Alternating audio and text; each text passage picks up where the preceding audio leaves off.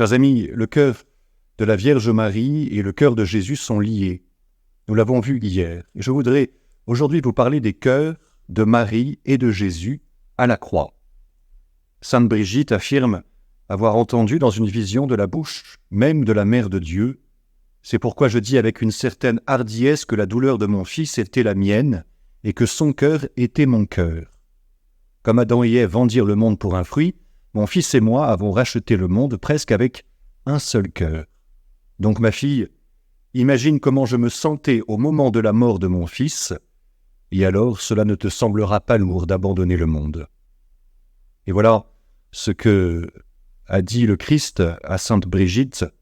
Je peux affirmer que ma mère et moi avons sauvé l'homme comme avec un seul cœur, moi qui en souffre dans mon cœur et dans ma chair, et elle, la Vierge donc, avec la douleur et avec l'amour de son cœur.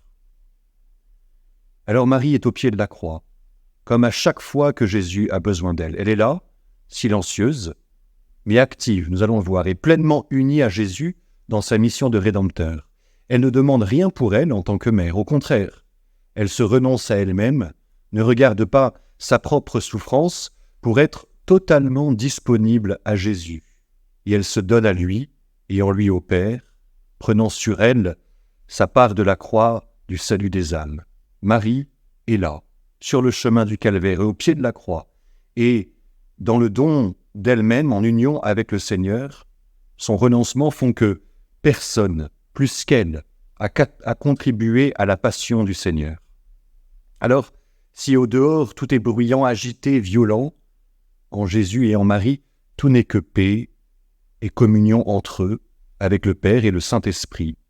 En eux règne la vraie paix, celle qui vient de Dieu et qu'il accorde à ses serviteurs, ceux qui vivent en conformité avec son plan d'amour sur eux. Si Jésus est au comble de la souffrance physique et morale, il est néanmoins dans une paix profonde, car il accomplit fidèlement tout ce que le Père lui a commandé. Alors, c'est dans un silence profond, intérieur, c'est dans les regards de Jésus et de Marie que s'échangent les plus belles et les pensées les plus profondes, les plus grandes expressions de l'amour. Depuis l'incarnation, il y a entre eux une communion si parfaite qu'il n'y a, pour ainsi dire, pas de mots pour la qualifier. Mais Jésus lie en Marie un tel amour, une telle disponibilité, une telle offrande d'elle-même que maintenant elle le soutient, elle le soulage comme personne d'autre ne peut le faire. Et pendant toute la passion, vous avez vu que Marie ne pose aucun geste, elle ne dit même aucun mot. Et pourtant, dans son attitude intérieure, personne n'a plus activement aidé le Seigneur. Alors oui, Marie souffre de voir son fils qui souffre, et Jésus a souffert de voir souffrir sa mère, qui ne méritait pas de souffrir, et encore moins avec une telle intensité. Alors pour Marie, il n'était pourtant pas question de s'épargner cette heure. Dans son amour pour Dieu et pour les âmes, elle se renonce à elle-même, acceptant en toute conscience et en pleine volonté de partager les souffrances du Sauveur. Cet enfant doit amener la chute et le relèvement d'un grand nombre en Israël. Il doit être un signe en but à la contradiction, et toi-même, une épée te transpercera l'âme, afin que se révèlent les pensées intimes de bien des cœurs.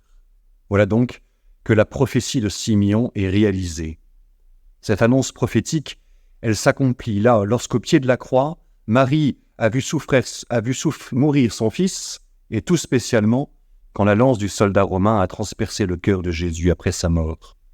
Et les souffrances qui atteignaient le Christ étaient réellement partagées par la mère, au point que le cœur de Marie fut aussi transpercé. Le cœur transpercé de Jésus, c'est un cœur ouvert. Jésus nous révèle ce qu'il y a à l'intérieur, comme lorsqu'on s'exprime à cœur ouvert. Eh bien Jésus nous révèle que son cœur est un cœur qui se donne et qui pardonne, et que le cœur de Marie est un cœur qui reçoit et qui se donne à son tour.